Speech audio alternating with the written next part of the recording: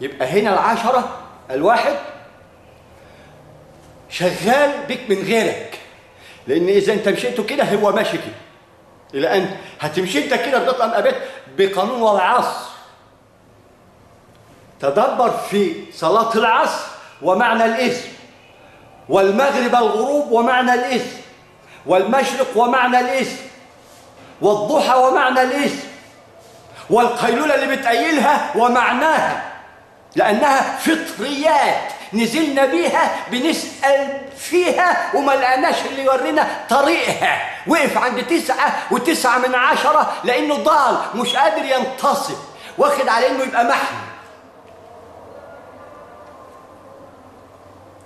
مع إنه سأل في ده كله وربنا بعته له بشكل نواه رضيت لكم وختم.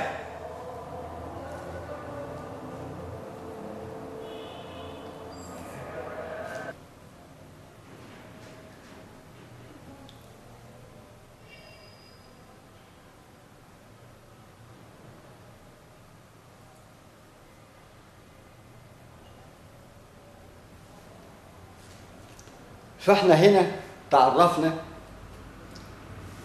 على قانون الأرقام من خلال تكامل نواة المنظومة الرقمية اللي شكلت لنا رقم واحد.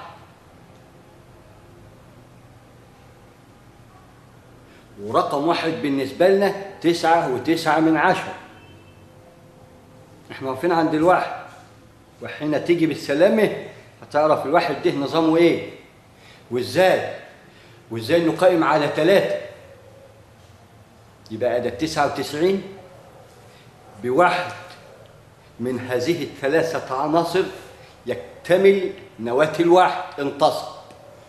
هذا بما يسمى الواحد. يبقى كده شكلنا رقم واحد. هذا الواحد اللي يشكل لنا نواة الظل اللي من خلاله هيخلق آدم، علشان كده اتخلق ده وبعدين ده جه من أرضه، من بطنه، من الأرض اللي بداخله في المنتصف، من الحجر يعني.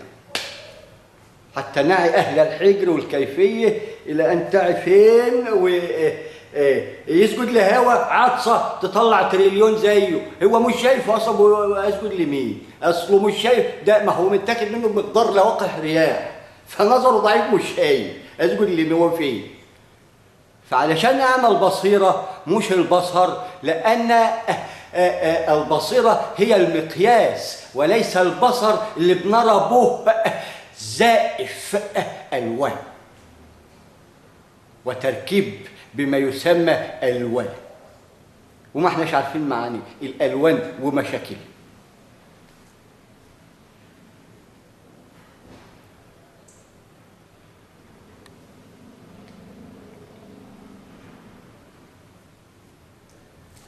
يبقى أدى 10 تكامل نواة هينشق من خلالها دلوقتي واحد في واحد في واحد وحايد قائمة على الزوجين الذكر والأنثى، عشان الوحدانية لله. عندما تعي إنك أنت بقى من أول الأزواج تقوم باصص كده على قانون الأحرف والأرقام، تلاقي في الأحرف في الألف يديك شكل الصراط المستقيم، قانونه هنا واحد يديك الوحدانية لله، واحد هو الله. رقم 2 يبدأ بالأزواج بقى، إذا مش شايف سنة من سنة قلنا ابدأ بحواء وآدم. إيه ده 8 أنعام عشان ما تتعبش، أصل أنت هتفر كتير. هنا في قانون الأرقام في قانون الأحرف بيديك الألف ده الصراط، بس أنت هتمشي كده إلى أن تيجي كده. إزاي؟ أنت روحها غدوه إلى أن تعي ميمنة وميسرة وأعلى وإلى أسفل. يبقى وكنتم أزواجا ثلاثة جمعت ال6، وبناء عليه جمعنا ال6 أحرف: نون عين شين ميم باء نون، 6 مع مراعاة باء سين ميم باسم إيه؟ الباء نوى. ما هو هنا الألف ادانا نواة الظل، صراط مستقيم بنعرفه هنا بمقياس، إلى النعمة بداخله 7 المثانة بس بعرفك هنا الواحد عندما ينتصب إيه الحكاية. فهنا العين بتشكل عنصر، يبقى دي العين رؤية الأنبياء اللي رأت هذا الظل لأنها قلعت هذا الجلباب وهي مرتدياه. وعندما تصل إلى هذه المرحلة فأنت وصلت في خلوة مع الله بتقوى الله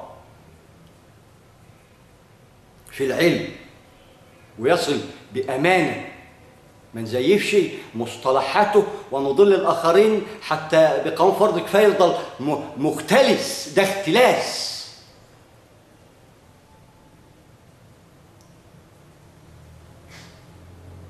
امال بقى في فقراء ليه؟ العلم يغني، دي بدون كلام، لأن أنا قلت في الربا ب3 وفي العلم بيبدأ ب11، لأن اداك نواة العشار كاملة. عندما تبدأ تتنهنع كده احسب نفسك بقيت 11. عندما تنتصب كده واحد قبل واحد مكون من هذا الواحد، تعي ماذا تفعل؟ بقانون واحد كفاية، زعلش أخوك، ما تختكش، عيب، تقوى الله في هذا الظل. فهنا بقانون الأرقام الأحرف بنلاقي الألف يدينا الظل. العين في أنفسكم آيات بقى، ما فيش ألف باء، لا، ده أنا في نفس آية هشوفها، أنا مخول ومعايا رخصة خليفة. يبقى ده الألف عشان تعرف إن الأرقام ميمنة والأحرف ميسرة. الأحرف اللي هتشكل الأسماء اللي هتشكل عملك من ابن مين، وأيوه أنت عارف مكانك مش محتاج. أجيني طيب أنا حاجة البصراميط، لا ما عادش، ده ما عادش. ده نهر البصراميط عندك حقنته لك في بنج بما يسمى بنج، أنت عملته وبديسكة مضغوطة، يعني إلا حاجة هنا تعمل لك تخاتيخ كتير بتهزلها 7 سماوات. ابدأ ب7.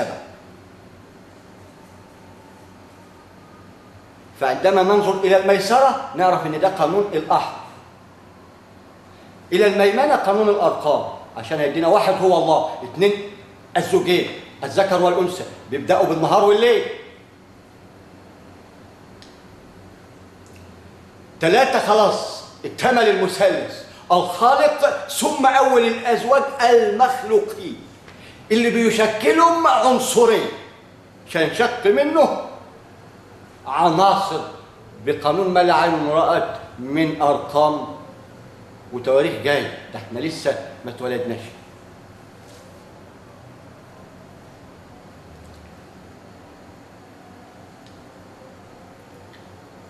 يبقى أنا بالميسرة عرفت الأرقام، الأحرف من خلال إيه؟ الألف اداني نقط الظل، أسود أراضين، أحمر شموس ومجرات، أبيض مدار النجم. ده مقياس، يعني أسود أرض، أحمر شموس ومجرات، تكتل ذري، أبيض مدار النجم. ده مقياس اللي بعده واللي بعده واللي بعده، والكل ميقات. وبناء على هذا الظل رأيناه وعرفناه، بنعي أن هذه العين تشكل حرف العين، عشان في أعوذ بالله من الشيطان الرجيم بسم الله الرحمن الرحيم. يبقى الباء لسه فين؟ لسه هناك، بعد ما نتعرف على من هو الشيطان الرجيم اللي احنا اتخلقنا منه وجه يدور على الرذاذ اللي طلع ده مش شايف، واسجد لمين يا رب؟ اما قدام لا، ما انت ما شفتش اللي حصل. اصل انت هتسجد للعلم، ده يحمل علم، اللي انت مستخف بيه ده يحمل علم. شوف الراجل اللي هو كان طالع النكله كده، وسيدنا محمد بيقول له لا ده العمليه مش بالساق، ولا ده انا هديك على ساقك، هخليك لو انت عود كبريت تشوف تطلع السبعينات وتنزل بأمره سبحانه وتعالى، من خلال العلم اللي قائم على بما يسمى لا تنفذ إلا بسلطان. كل شيء ذكره ولكننا لن نتدبر. فمن خلال التدبر نرى الألف لأنها بتبدأ أول آية أعوذ بالله من الشيطان الرجيم، يبقى ده الألف شكل لنا الظل. تعرفنا على الألف صراط مستقيم، هنا بمقياس ذرة، ومؤدي له هداية مؤدية إلى اللانهاية بأي اتجاه، لأن عمد ممدد مهل إلى أن تعي المهل والكيفية.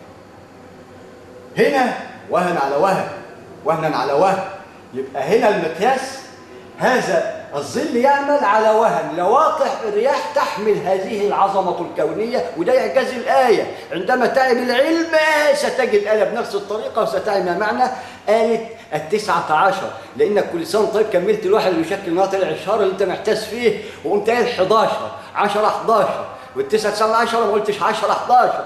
لا ده أنت طب ما فيه نسب، ولا خلاص اتزنقت في النانو لا عارف تطلع ولا تنزل؟ لا المثلث يا معلم، خد عندك ما لا عين رأت ولا أذن سمعت مثلث فوق وتحت، وانت بقى اللي هتشتغل.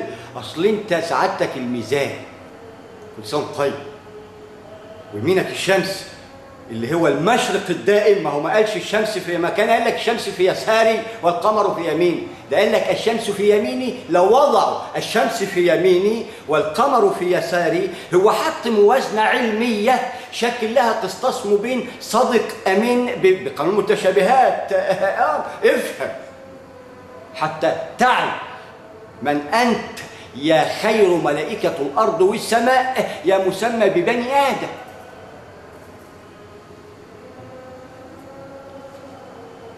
يبقى أعوذ بالله من الشيطان الرجيم. أدي الألف عرفنا إيه والعين. إحنا بنتوقف هنا عند الألف والعين عشان حديثنا هنا، بس ده تعريف عشان أعرفك الزوجين. والألف ده يشكل الظل، العين دي رؤية الأنبياء، عين الأنبياء اللي رأوه لأنهم في خلوة مع الله. يبقى بنقف في خلوة مع الله ونعود لنواة الإعشار اللي اداها لنا في هذه الخلوة اللي شكلت لنا إيه ظل. يبقى بنذكر في لوح من ألواح قاموس المثلث الكوني، نذكر واحد هو الله، اثنين الزوجين مش أول الأزواج الزوجين، ثلاثة تكامل المثلث الخالق اللي ادى لنفسه الدوام ولينا الدوام من خلال الخليفة اللي بتستخلفها سعادتك بشكل إيريال تفريده كده ملوش أي خبر. ما دي عظمة. نتدبر بما يسمى مصطلح جرار. كما نتدبر الشمس تدينا المشرق الميمنة تاخد لك قيلولة بس ما فيش ليل، مش هيجيك ليل انت بتاع ايه جيك ليل بقى ما خلاص هنا نهار على طول. بتقوم تاخد بما يسمى هتسيب السوق ازاي الضخم ده الحاجة اللي مش محتاجة مفيش نوم، فبتاخد لك بما يسمى قيلولة بقانون المتشابهات وشبه لنا هنا حتى نعي بقانون الفطريات. فالشمس في يمينه المشرق، القمر في يساره، ده يشكل لنا المواقيت. أيانا الساعة وقام وضع لهم الساعة وهم فاهمين أصلا الألف لام ميم يا وقع لا لا لا لا وما فيش فايدة أصلا. لا دي آية لازم تدينا 100% نسبتها لأن كلاهما 100%. بيبدأ هنا يليها نظام ميمنة وميسرة لها نظام. هنا بعشرة سبحان الله العاطي، وهنا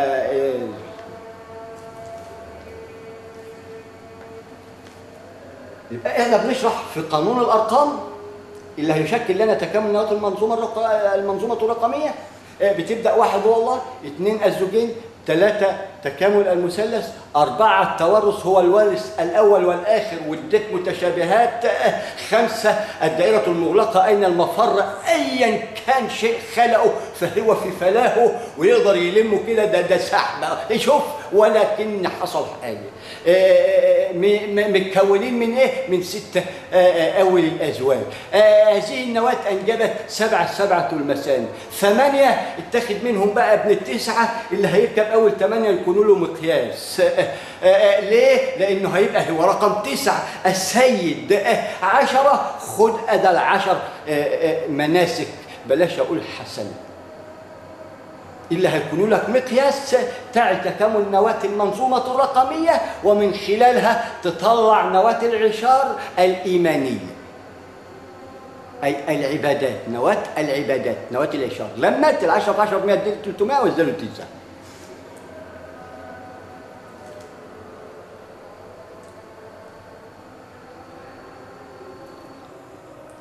يبقى وصلنا لرقم 10 ده يشكل لنا الواحد. عندما يزيد هنا وفينا 9 10 الواحد ده قائم في ذاته ب3. خلاص الوحدانيه ما فيش هنا وحدانيه. واوعى تفكر انك تقدر تفصل من بعضها، ده انت تروح في مصيبه وانت تعي ما اقول. انت عايز تفصل ما يوم الفصل ده دي ايده هو اللي بتعمل بما يسمى عندنا الخفاء الى ان يرينا ذاته العلي، وجد لنا هذا الخفاء المحسوس القائم على لا احساس مقياس. ما هنا المشكله اللي الكل واقف فيها ولا يدري، وانا اول واحد وكل ما بقوله ينطبق علي اولكم، لان انا اللي واخد سنه الموس، لان المسلمين لقيت انا رقبتي مقطوعه ومفيش دم. ده هو في ايه؟ لا اصل الموس ده ضرب هلال كده، ايه ده ميت وما انا بميت، لان اعي ان لي مقياس وهفوق. ميت وما انا بميت اداني الجوارح حتى ما بقاش زي اهل الكهف. اصل كل ما تروح يبعت لك احسن من، بس فين انت؟ لان انت المدد، بتقول له مدد ثم اداك الكل واداك الختم، وابدا انت فين المدد؟ عند سعادتك، لانه بيجي من هنا المدد، من الجدر، جذورها في الارض. ندينا بالعلم، ادانا مدده كامل، عشرة كاملة، عليها أنا أول نفسي بدأ 9 يبقى عليها 19. واعرف الحكاية سوف تعي ما أقول، لأن هنا الواحد عندما نتدبره نرى 3. ليه؟ لأن هو شكل ظل، وأنت من هذا الظل يعني تشكل هذا الواحد اللي بتتكلم بلسان حاله من خواصه ومن مواده وبلسان حاله. يا أخي تدبر أبعادك ونسبك.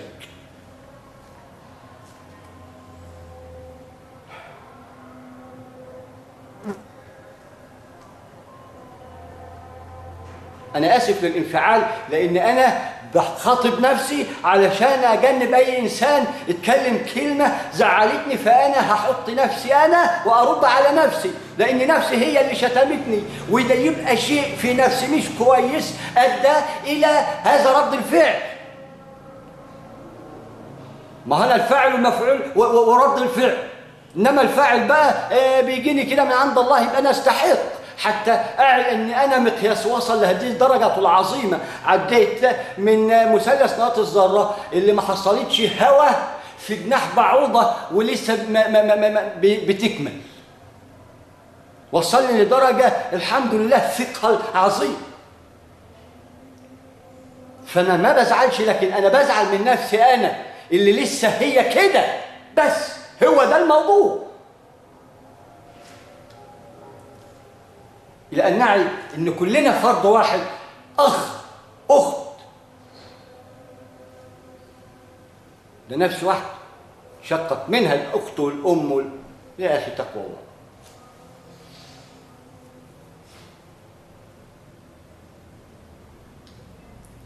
يبقى احنا فهمنا قانون الأرقام،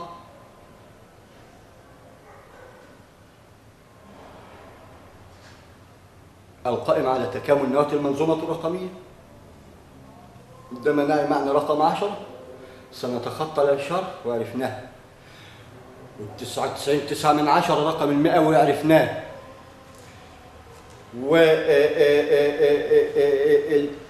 الألف الطرق الألف المؤلف قصدي مدار النجم 1999 عرفناه. حينئذ سوف ندرك ما معنى وعليها 19، لأن أنا بقول لك عندي آلة بتعمل شخالين، عندما أضع لك النسب تقول أمين بناء على ما يسمى بنسبة وتناسب.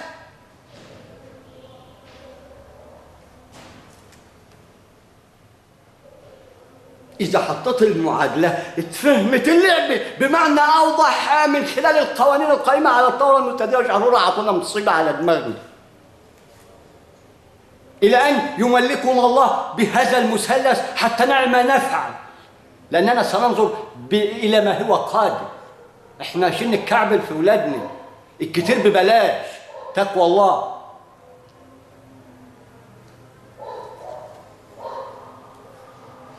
ما عشان زواج ما مشكله، وان على وان بتاخد بتدوس على اولادك واخواتك وامك كده اهو. ما هو كله محروق بجلابيته يا عم الحاج. القانون جلابيه كفايه، وانا قلت الكلام ده.